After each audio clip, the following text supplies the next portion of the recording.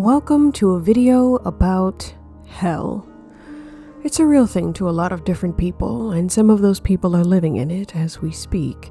But the concept of hell will be something different for almost everyone you ask.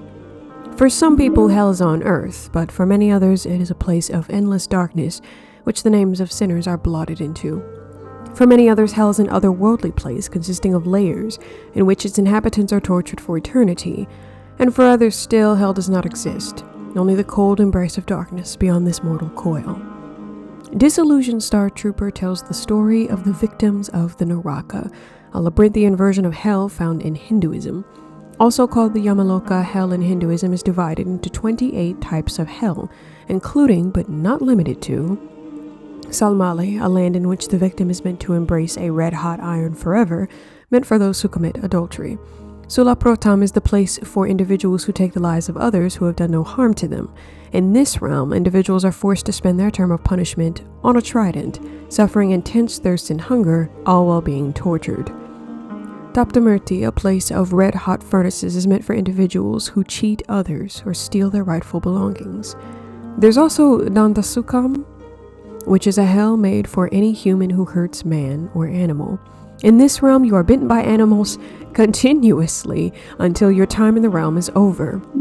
Lalabaksam is a river of semen meant for the lustful man to drink for all eternity. That's not in the game. Like none of that is like really in the game. I just wanted to scare you. In this game, a collection of characters will share their experiences with you through dialogue and surreal or sometimes horrifying echoes of their memories. Talking to these victims as an inhabitant of the Naraka yourself, you'll traverse the lands with the goddess of tragedy, 𝔻𝕀𝕊𝕀𝕃𝕃, to retrieve 18 important items. But while you are busy following this quest filled with all kinds of freakish creatures, demons and ghouls, you may come to understand the chaotic nature of the Naraka and what it means to be you.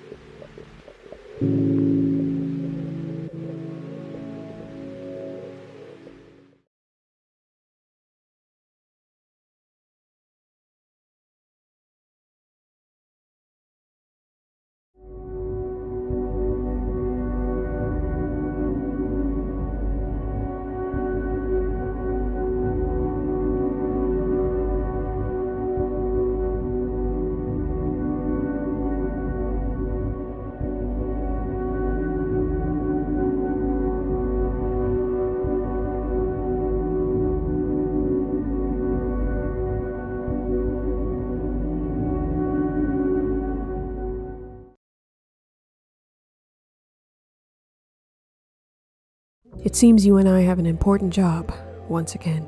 We are the same, you and I. We can talk more after you meet my companion. She will bring you to me. You are emerging from the water. We are placed in a dark, gloomy dungeon with a low ceiling and complicated scaffolding from which lanterns protrude. We're met by a sleek, sleepy-eyed white creature with a chess piece atop its head. You are here. Where are we? A vast underground labyrinth, and in between for us all.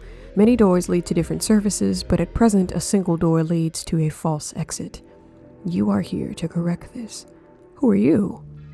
Only a messenger, nothing more. You are here to aid in the erection of a tower that will bring us all closer to the edge of a long journey. Please seek 𝔻𝕀𝕊𝕀𝕃𝕃. She was tasked with aiding you. A teru botsudal, a traditional Japanese symbol that is thought to control rain based on its positioning, offers us instructions, and we are whisked away to a giant steel door in what appears to be a garden. Memories are a funny thing. You'll find them quite often, too, says a lanky, beady-eyed creature before us. He explains that the spaces we find are limited, and that we can essentially only go to the rooms that are chosen on our behalf, that is, randomly. This, too, will make sense later. The gray creature reminds us of our controls, but since we're playing in pacifist for this run, we'll ignore the F and G keys which are utilized in combat. Our game begins with long stretches of halls before us, dotted with angel statues that will often block the path ahead. There are also these sort of living trees with faces. Like the statues, they don't speak or do much of anything. They're just creepy. We'll find a door patterned with leaves which takes us to her corridor, a large pool of water filled with coffins and Indian red water lilies. 𝔻𝕀𝕊𝕀𝕃𝕃 is our companion for the remainder of the game, and this is her domain. I feel rude entering the dreams and memories of strangers. They are deeply personal, after all, she says. I wouldn't want someone poking around my thoughts even long after I'm gone. Besides, it's difficult to discern what is and isn't fantasy. I'm sure you know that all too well. Do I? Maybe I'm wrong. Maybe you just don't remember. I find myself hating fantasy. Anything that gives someone a delusion of reality isn't good. 𝔻𝕀𝕊𝕀𝕃 backtracks for a second, reminding herself that fantasy isn't all that bad if it gives someone happiness. Regardless, we need to find these items, ones that bring people the most happiness, she says firmly. Mel suggests that we split up, and that she intends to leave us with the exploration of the Naraka. My name is 𝔻𝕀𝕊𝕀𝕃, by the way. Do your best, I won't be far. From here we get dropped off at the save room, where we can save our game at a statue of a woman with what appears to be a child, limp in her arms. Adjacent to the save pool is a large door, which will only unlock when we have all the necessary items, all of the items that bring people happiness. Now, I'll need to stop you here.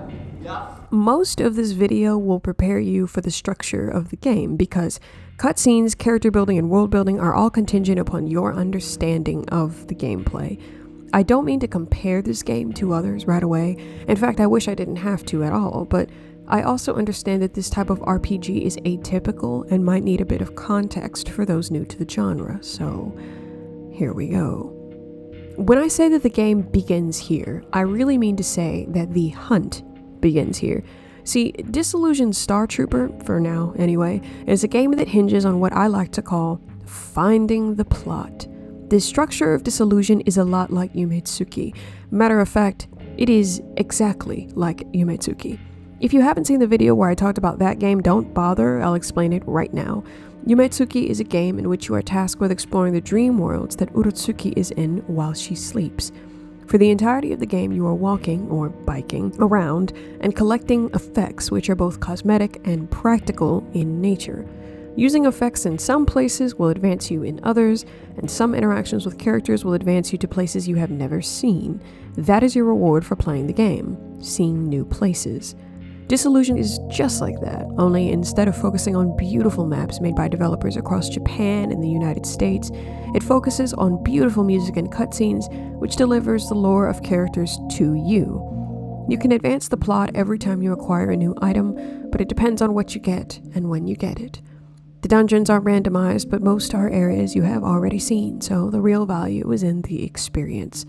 My favorite part about this game is how it remembers who you've spoken with and where you were at in your conversations with them, as you'll soon see. Disillusion is unique in this way, in that it chooses to put the player on a kind of choose-your-own-adventure path, which is characterized by a number of small quests instead of a larger one. In Elden Ring, for instance, your goal is to defeat all of the giant enemies and become the Elden Lord. But talking to characters is only something that just makes your game experience richer. You really don't have to talk to all the NPCs. I mean, yes, there are some that are unavoidable, and two in particular that are on my special list. But you can truly just kill a bunch of things and brute force your way to the end, just like that. Oh my god.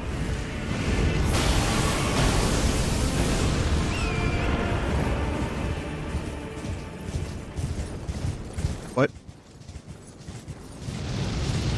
Oh my god. What? The vanilla pacifist version focuses mostly on one aspect. Instead of forcing the player to win something or navigate puzzles, DST focuses on enriching your world through dialogue, much like a visual novel. This is why I feel that pacifist mode is perfect as it is, and why I chose to explore the game that way. It also means, however, that encounters are unique to each player and also really out of order, so to speak. No two players will experience the same game, and no two games can be the same. You're mostly rewarded for speaking to the same character twice or more, during which they'll begin to explain themselves to you, their past, their present, and how often they came to be there. Most individuals you'll converse with will be a bit repetitive in their manner of speech, unfortunately. The real reward is the creative and strange cutscenes you'll receive with each new encounter, as I've mentioned before. This kind of structure, which has become popularized by RPG Maker horror games and influenced by the structure of first-person horror, is called non-linear gameplay, highlighted by an open world, a vague storyline, and minimal narrative. I'll be discussing this game thusly in terms of the characters whose stories are somewhat complete, including a little exposition on the Naraka, but the whole of this video will be focused on art, atmosphere, and like 30 minutes of me gushing over this very neat and cool indie game. At the time of writing this script, I have not finished Disillusion Star Trooper because of the sheer number of hours I have put into this game, and how few I have left to offer, unfortunately. But 𝔻𝕋𝕋 has. For the purposes of this video, I will be using 𝔻𝕋𝕋's speedrun footage to provide a decent overview of the art and animation. They have put an insane amount of time and effort into speedrunning this game, and I am thankful for their permission to use the videos. Thank you to 𝔻𝕋𝕋 for sponsoring this video, and viewers like you.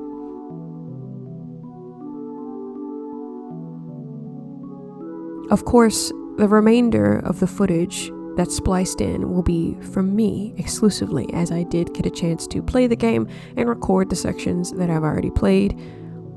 Just a note, just putting that in there for you so you know. Some of it's mine, some of it belongs to 𝔻𝕋𝕋, but 𝔻𝕋𝕋 completed the game, and I did not.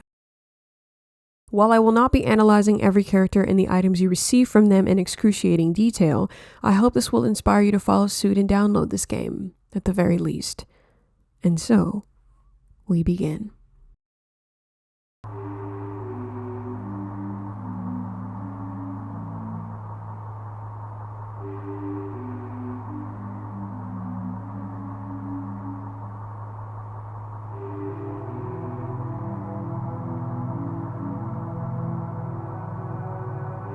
The first item I received in my playthrough was from this giant mirror ball guy. "You wish for a piece of my body," he inquires. "Then I wish for a piece of yours, your left hand. The woman's would suffice as well." Mirrorball tells us that when we have accomplished our mission, our body will revert to a lifeless shell, and that he will take the body parts to build himself a friend. As a tribute to us, he will construct his new companion out of our former image, Ryan. Mirrorball isn't the only character who knows about our past human existence, but seems to be one of the only individuals who openly admits that they know of our past. There are a lot of demonoid characters like this in the Naraka, especially those who look down on our humanity. Although Mirrorball seems to remember his humanity, his appearance is still intimidating. The second item I received was a cup of coffee from this character, a pale white mannequin with a sheet over its head.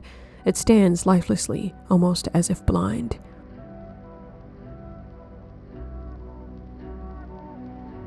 "Oh dear, hello? Have you come for coffee? Perhaps you would like to sit and chat with me a bit.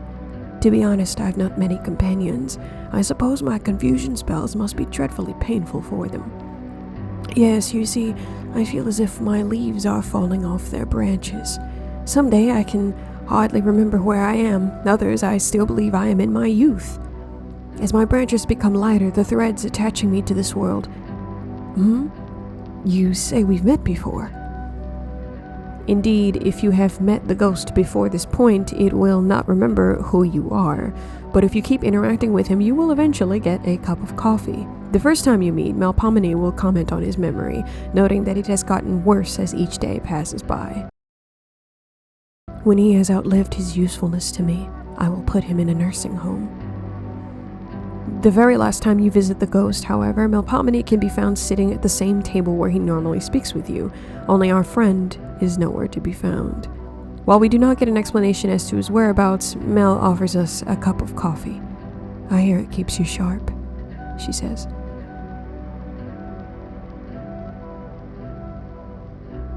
Now, I could continue this way and go down the list of each character who grants you each item and detail their dialogue piece by piece, but I feel as though that defeats the reasons I wanted to work on this project. The point of Disillusion is that every level is randomly generated. You'll start to see repeats if you travel for a while, but your playthrough is entirely unique to you. As I mentioned before, Disillusion Star Trooper is easy to explain as an experience, but very difficult to explain as a game. This is due in part to the fact that each level of the Naraka is a dimension in hell at its core. You'll often attempt to speak with a character only to find that their tongue is frozen in place, vocal cords sealed away.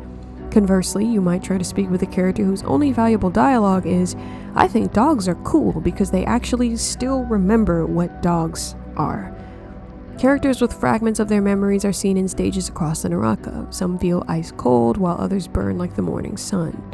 There are some characters whose sole purpose is to provide you with a single cutscene and leave, but just like with the memory ghost and the mirror ball guy, there's no telling what you might discover. Some recall wandering aimlessly, while others do not understand their environment in the slightest. In one particular instance, there's an individual being tortured for all of eternity, and while he is fully aware of his punishment, he seems to enjoy it. On the other hand, some characters seem wholly absorbed in their fate, such as this strange-looking origami creature who appears on several occasions, either on a stage or on a moving train. This is where Disillusion really shines, as these strange cutscenes full of incoherent, tangential dialogue are a direct reflection of the nature of the Naraka. Usually you don't know what the fuck anybody is talking about. When you approach characters, their memories might have already faded from view, but if you are lucky enough, you might catch a glimpse of their last memories, shrouded in poetic nonsense and melancholy ramblings. Origami Creature, a performer who has little of their memory, is stuck in a paradox. If they jump out of the train, they'll never know where it is headed. But if they stay on the train forever, it might never stop, and there's no way of deciphering its path. "Will my friends be where I'm going?" asks the Origami Creature hopelessly to no one in particular. And just like that, you are transported to another random location and prompted to continue exploration. Probably one of my favorite characters in the game is Esme, and another we'll call Esme's copy. Esme is a dancer you find on stage, a mime-like lithe woman with doe eyes and a strange upturned gaze that conveys nervousness. Nervous does not define her, however, as Esme is an artist with an ego unmatched. Upon speaking to her, she explains the meaning of passion as a means of driving the heart and separating the artists from the mundane. Passion, in its essence, means to suffer for what you love, but for me, suffering is a price worth paying for artistry. It's the fire that burns within, the craving to be adored, esteemed, and loved, all by an audience that can't get enough of our brilliance. Esme's copy, a similarly lithe young girl with black clothing and matching makeup, is just as naive. She wants the talent that Esme has and thinks it will be done by simply mimicking her style. "I've adopted her makeup routine and worn a similar outfit, hoping it'll make me just as captivating," she says. Although she admits her folly, she still desperately wants to be as captivating as Esme. If you tell her correctly to be herself, Esme's copy will shrug off the very thought. "I am being true to myself. This is my one goal, what I live for. I will make it onto the big stage." Later, you will find her about to perform, and then again in tears. The young girl, devastated at her failure and shunned by her idol, realizes she is not meant to walk the path of Esme. As previously mentioned, Disillusion Star Trooper is the story of a network of millions of connected memories from hundreds of unique characters whose souls have been scattered about the Naraka. Oftentimes, characters whom you've already spoken with will offer to play cards with you. Some characters are already familiar with the game and will beat your ass, but others are easy to win over, which grants you more new playing cards. This is the best way to get to know the names of each character and to understand them a little bit more. There's also this cherub, who you're asked to take care of at some point. You play little games with the cherub that let you feed and pet it. You can also play Russian roulette with your cherub and murder it. No, really, you can murder it with a gun. You can play Russian roulette with the cherub and kill it with an actual gun, and it dies, and if it dies, you can revive it, but it's like that's a lot. That's a lot to deal with. I live with that now. I killed it once. I haven't been able to stop thinking about that since I started working on the screw. What the fuck? At any rate, these minigames add depth to Disillusion and give you something to do during the idle gameplay. Regardless, the finest pleasure in DST is to get to know the characters, like this alleyway freak who I'm pretty sure is an incel. His body is an assemblage of bits and pieces, and his eyes are gouged out. He seems to barely be standing in place, trembling in his blood-soaked bandages in the middle of a dark alleyway when you find him, which smells of strong chemical. In place of eye sockets, there's a bloodied strip of cloth with eyes poorly scribbled on in what looks like marker. Upon his first meeting with you, he'll ask that you don't inform Mel of his presence, which you'll soon find out is because he has an obsession with 𝔻𝕀𝕊𝕀𝕃𝕃 and also with any other woman who crosses his path. He seems to know you personally and is cognizant that the Naraka is just many different versions of hell. Upon meeting with him alone, the man will show you a picture of the muse that he haphazardly scribbled on a page in what appears to be his own blood. He'll request that you tell 𝔻𝕻𝕊𝕀𝕃𝕃 something nice, and you have the option to instead ask why it smells of bleach in his hideaway. I don't remember, he answers sheepishly, and asks to be left alone for some time.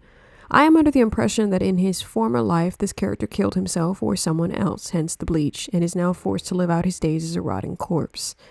I highly recommend you follow up on the story of the Paper Girls, Ori and Shio. These are two high school girls who frequently ask you to give opinions on the nature of their friendship. They are never in the same place for very long, but the ending, I think, is worth it. I won't be spoiling it for you, but it's one of the best storylines. I also really love Anemia, too. Anemia is a woman who is constantly sick. It seems that while she is physically ill and frequently coughs up blood, she's also very mentally ill. Our card simply states that she is pumped full of meds, and when you speak with her, you have a chance to see one of her few cutscenes. While one is simply her coughing up blood, the other is in what appears to be a fridge or cold medicine cabinet, lined with masks of many expressions that change at a dizzying rate. Her dialogue is reflective of having been a victim, so either Anemia killed herself or was killed under a doctor's care. I guess that she is reflecting upon her time in a morgue, which it seems she was a witness to as her soul left her body, hence the refrigerated box that you see her in the cutscene.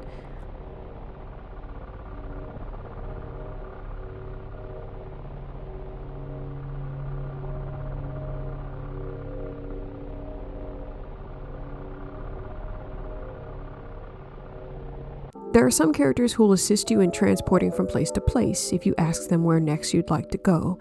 These hub world characters act much like the area full of doors from Yumetsuki, the circle of exits that lead you to other important places. One such example is the running girl called 𝔻𝕊𝕀𝕃𝕃, who will run constantly in place and can lead you to a number of locations that are crucial to advancing the plot.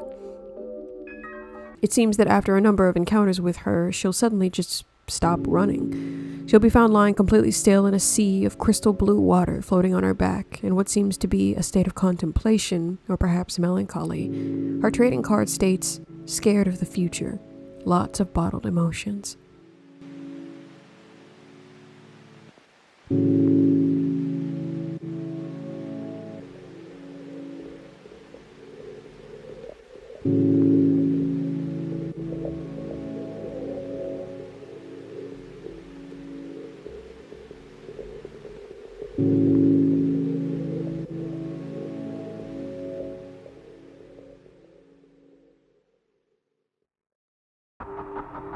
Side note, you can take the train with Mel to the processed world at some point in the game.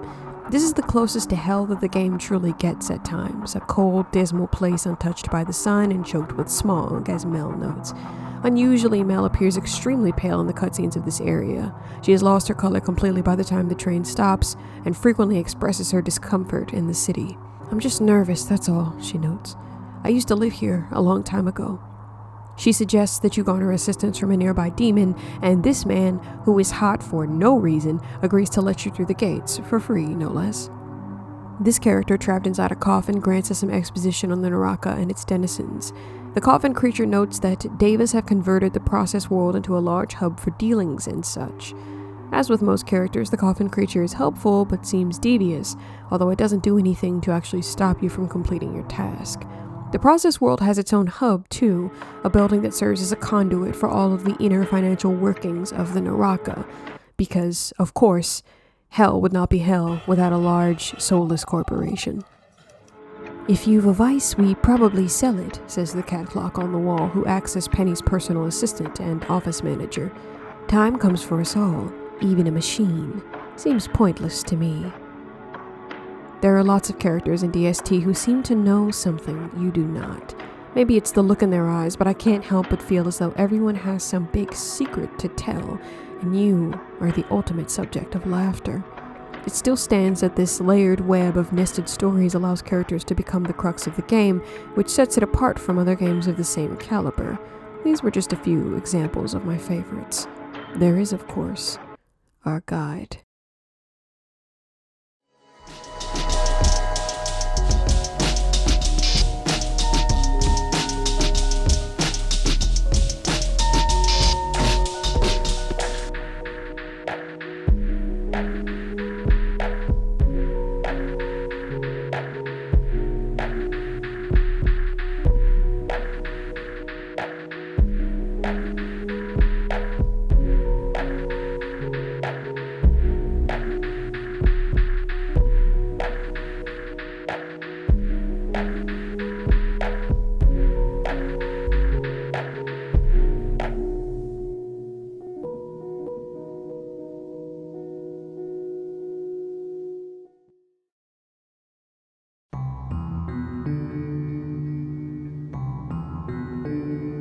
As ethereal and beautiful as it is, the game is nothing without its co-protagonist. 𝔻𝕀𝕊𝕀𝕃𝕃 is a very distinct character, intelligent, attractive, kind, and deeply misunderstood. She not only seems to understand the intricacies of the other characters and how they interact with one another, but also their past and how it affects their current existence in the Naraka. Interactions between you and the characters are crucial because they lead to dialogue from 𝔻𝕀𝕊𝕀𝕃, who is quite the hated figure in the realm of the Naraka. This individual is known as Crest King, with a design that is most distinctly inspired by Osamu Sato, creator of LSD Dream Emulator. The Crest King has a unique hatred for the goddess because, according to him, she brings bad luck everywhere she goes. In fact, the majority of characters have negative things to say about your companion and will often comment on her presence when you speak to them. 𝔻𝕀𝕊𝕀𝕃 is, in fact, the bane of most individuals' existence. While she is a goddess, her sole purpose is to ground individuals with the humbling nature of tragedy. You can imagine what that means for those who cross her path. The nature of tragedy is an important aspect of human culture and storytelling. Through it, we can confront difficult truths about ourselves and the world. We can find a sense of connection and empathy with others who have experienced similar struggles. When prompted later in the game, 𝔻𝕀𝕊𝕀𝕃 explains that human tragedy can lead to enlightenment, as the exploration of the darkest aspects of human existence leads to understanding the fragility of life. By nature, the goddess is of course a tragedy in and of herself, however. While her entire existence revolves around understanding the suffering of others, she cannot tell her own tale. You can choose to be mean to 𝔻𝕀𝕊𝕀𝕃 at every turn, or be sympathetic to her plight. Either way, it will inevitably affect how the goddess treats you, and in at least one of the endings, this can affect you positively. There are multiple times in which we can speak to 𝔻𝕀𝕊𝕀𝕃 and ask about her intentions, as she is aware of her reputation. She has distinct knowledge of many other creatures in the Naraka, including their past and what has led them to this point. Although 𝔻𝕀𝕊𝕀𝕃 seems hesitant to return to the processed world once you discover it, for instance, she knows thoroughly of its denizens and the reasons for their place. Although 𝔻𝕀𝕊𝕀𝕃 is trusted by few individuals in the Naraka, it is clear that she has your best interests at heart, at least at face value. 𝔻𝕀𝕊𝕀𝕃 is your guide throughout the game. During certain crucial cutscenes, she is seen in the background providing helpful exposition and often scathing commentary. She's also your waifu who asks if you want to go on walks in the park and hold hands, and she's so cute. All jokes aside though, 𝔻𝕀𝕊𝕀𝕃 is not the only goddess in the game, as Disillusion ST is riddled with references to mythology of both Eastern and Western origins. 𝔻𝕀𝕊𝕀𝕃, like some of the other sages, offers an omniscient perspective on the world and helps the character gently reflect upon their emotions during the exploration of the Naraka. Think of the judge from Off, who offers a playful and often disturbing view of the matter. The purpose of 𝔻𝕀𝕊𝕀𝕃 adds a certain kind of depth to the game. From her perspective, the Naraka is an equally beautiful and twisted place, a hub for lost souls to wander until you tie them together. Without 𝔻𝕀𝕊𝕀𝕃, your experiences in the Naraka are reduced to conversation with a bunch of strange individuals, and you might wander aimlessly with little identity. Melpomene's origins lie in Greek mythology as the goddess of tragedy, sometimes the goddess of song, depending on which stories you read. She is often depicted wearing a tragic mask, as seen in this image, and often has an association with Dionysus. As Melpomene appears whenever a tragedy is written or performed, it makes sense that she would dwell in this plane. Melpomene and the other characters with their unique little stories make Disillusion much more interesting to play at times than, say, 𝔻𝕀𝕊𝕀𝕃𝕃 or other walking simulators, as they've come to be known. There are times in which Melpomene is more akin to a friend or partner than a guide, and her personal investment in our well-being serves as motivation for the player.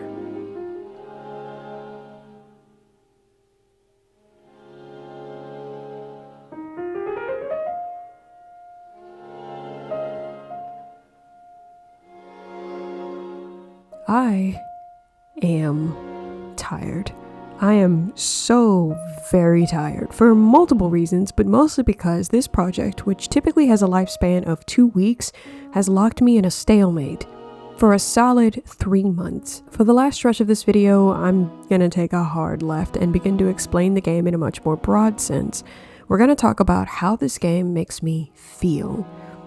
Aside from just life, the main reason I've had such difficulty in releasing this video is that this game overwhelms me with emotions. It is too much for me, I think. I mean that in the best way possible. I've already talked about some of the characters and how the game works. All of that simply served to provide you with a basic understanding of the game and its flow before we get into the thick of it. I tried analyzing this game in the same way one could analyze an indie game with a strong storyline, but as with 𝔻𝕀𝕃𝕃, a loose narrative creates trouble for a structured essay. There is simultaneously nothing and everything to say about this game. At its heart, it's a walking simulator with psychedelic graphics and weird characters to speak with. There are more than a few games on itch.io and Steam that have adopted this scratchy, pixelated, and posturized blend of 3D models and modern character design. This kind of style has become increasingly more popular in recent years, as it appeals to a massive audience, both new and old. Outside of that, it's a massive art project with hundreds of animations and dozens of beautiful songs.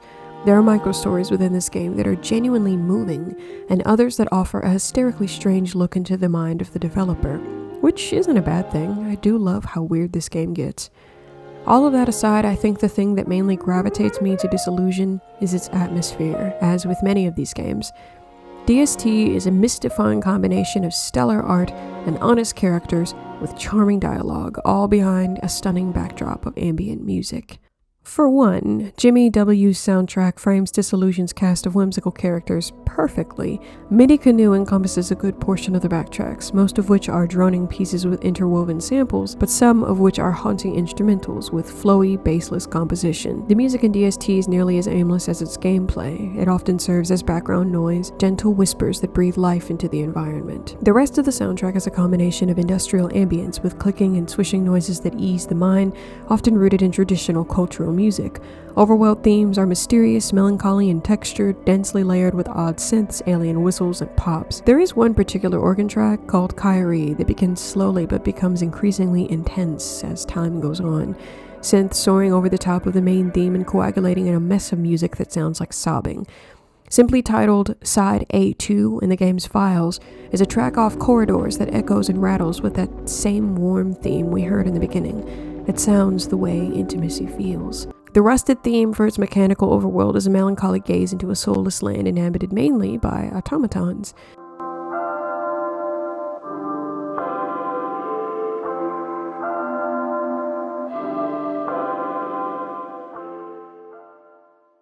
Disappointment is the track that plays alongside the origami creature from earlier. It has this fascinating composition of both bit-crushed and reverberating synths that overlap one another and give the audio equivalent of complex thought. Conversely, there's the theme for the back alley, characterized by its silly slide whistles and odd percussion. It sounds a lot like 𝔻𝕀𝕃𝕃𝕃, the strangest music I've ever heard in a game. These songs only play when you encounter particularly ridiculous characters, like this man, who never stops working and misses his family dearly, for instance. He's a personal assistant to Pennies the penguin and the dancer that accompanies them, and somehow is always caught up creating a new ad for Pennies instead of going home.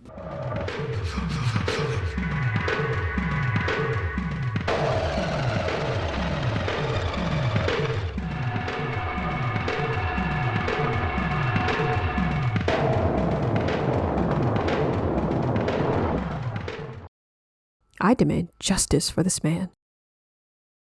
I cannot explain it, but Webb and Taipei 95 fill my body with a very particular emotion that is something akin to comfort and sadness simultaneously. The developer takes a lot of influence from that kitschy, corny time in the late 90s, where everything had to be wacky and have its own particular sound. A good example would be Frog Days, a game developed from 2015 to 2018 with a retro CGI style. Another good example would be Hypnospace Outlaw, which adopts the same unique style. The game's graphics have a sort of frapey appearance, and its sporadic sound effects are reminiscent of Museum of Anything Goes. I digress. Let's talk about Disillusion Kart Racer, as it's the theme for 2 of the minigames. It's got obvious heavy influence from drum and bass and down-tempo music that stems from the jungle and house scene which cropped up in the early 90s. Up until the mid-2000s, artists like 𝔻𝕀𝕊𝕀𝕃𝕃𝕃𝕃 and Photech were constructing these kinds of sounds on a regular basis. This particular track is reminiscent of Adam F's Circles, yes, the one sampled by Pink Panthers. Although this is one of the only pieces of its kind in DST, it brings an air of nostalgic excitement still practiced by artists like Black Balloons, Diss Track, and Suicide, who brought the scene back in a big way. Honorable mention to Christoph de Babalon, who makes drum and bass music for serial killers. No, I'm not joking about that.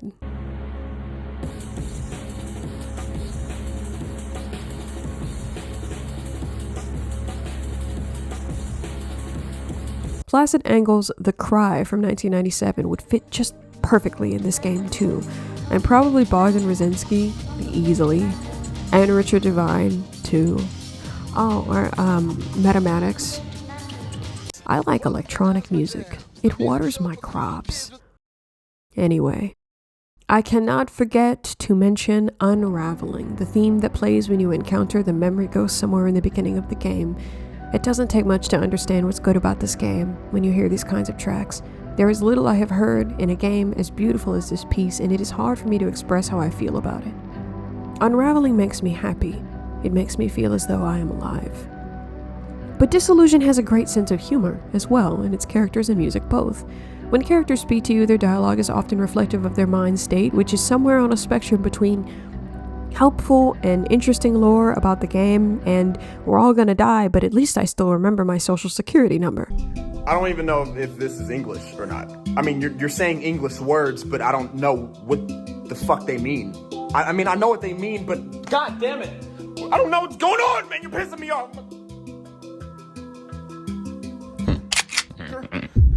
Now what?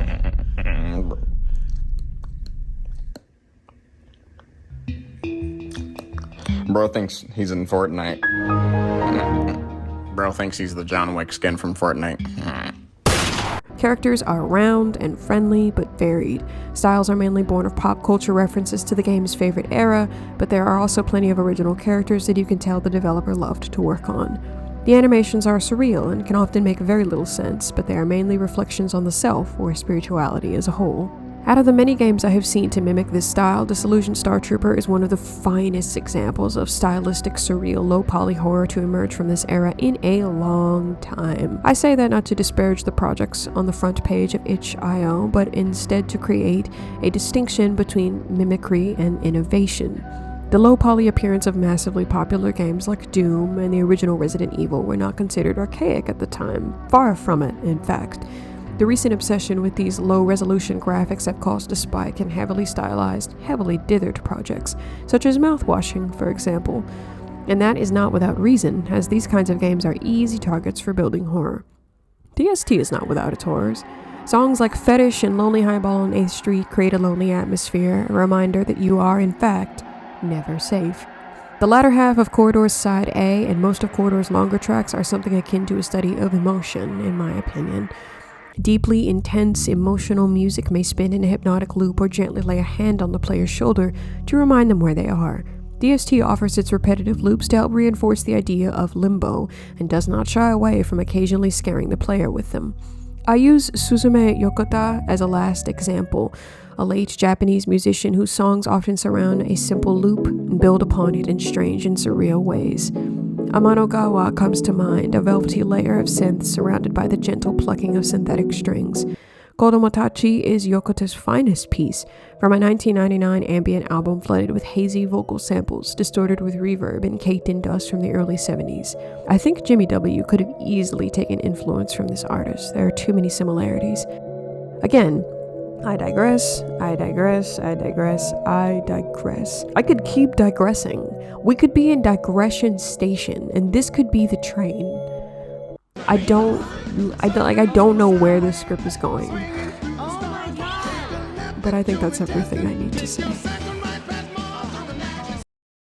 Behind the abstractness of this game is a wonderful study on how important our memories are. Memories, a sense of self, the boundaries between the mind and body, are all things we should give great thought to.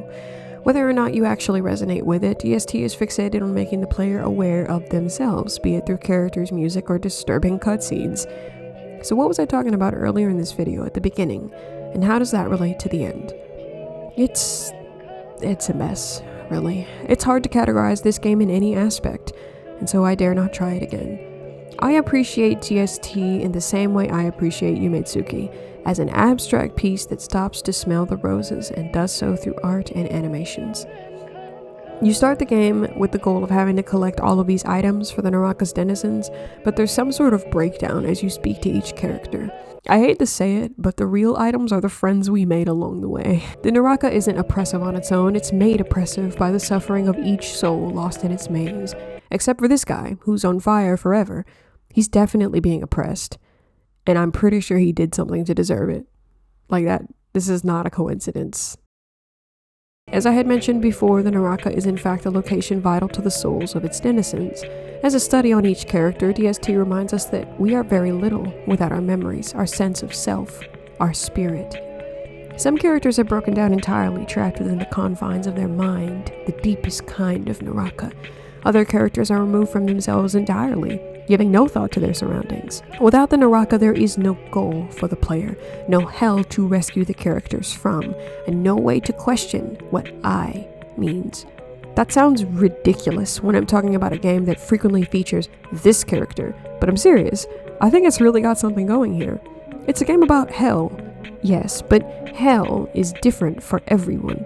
For some, hell is wanting to be your idol and failing again and again, or forgetting the passion that you had in life. For 𝔻𝕀𝕊𝕀𝕃𝕃, hell is being unwanted in every location, living aimlessly under the thumb of some greater power. For this guy, hell is being a court jester street clown thing for eternity. If none of that makes sense, I think it's okay. I think it's okay that this game often doesn't make any sense at all, and that its creepy tone is often skewed by characters like Ultimately, I do not think I will forget this. I think of this game as a fond friend, as simple as it may be. Like any good art piece, it is made to help the audience reflect, and that it does, in my opinion. I am very familiar with the walking simulator variety of game by now. This one caught me by surprise, though. I highly encourage you to download this game yourself. It's an incredible piece that deserves every shred of attention it gets. It's not Balatro, and it can be uneventful for the traditional video games guy, but I think it's worth a shot. I took care not to make this video 6 hours long so you wouldn't get spoiled too much and still have a chance to play it for yourself if you want to. It's had many years of work, and it's only $10 on itch.io. Or you can send the developer 2 boxes of Girl Scout cookies, as that is surely equivalent in value. I hope you connect with yourself this week, stranger. Keep your memories close, but go make new ones too. I do love you. Until next time, stranger. Goodbye.